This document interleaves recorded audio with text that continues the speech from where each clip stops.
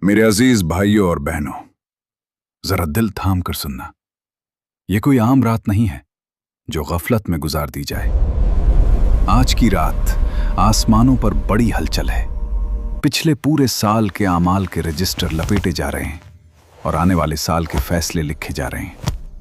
کسے رزق ملے گا، کسے صحت ملے گی، اور سب سے بڑھ کر کس کا نام اس سال زندہ رہنے والوں کی فہرست میں ہوگا اور کس کا نام مردوں کی فہرست میں لکھ دیا جائے گا۔ سوچو، اگر آج رات میرا یا آپ کا نام جانے والوں میں لکھ دیا گیا تو کیا ہمارے پاس اتنے اعمال ہیں کہ ہم اپنے رب کریم کی بارگاہ میں پیش ہو سکیں؟ آج مغرب کے بعد سے ہی اللہ کریم کی خاص رحمت آسمان دنیا پر نزول فرما چکی ہے۔ رحمت الہی کے دروازے کھول دیے گئے ہیں۔ پکار پڑ رہی ہے کہ آؤ میری طرف، میں تمہارے پہاڑ جیسے گناہوں کو بھی معاف کرنے کو تیار ہوں۔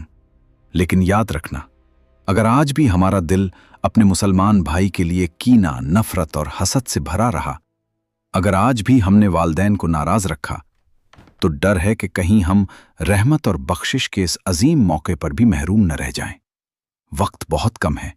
اس سے پہلے کہ صبح ہو اور فیصلوں پر مہر لگ جائے، اپنے پروردگار کو راضی کر لو، ناراض لوگوں کو منا لو۔ شاید یہ سجدہ کرنے کا آخری موقع ہو۔ اللہ پاک ہمیں اس رات کی قدر کرنے کی توفیق عطا فرمائے۔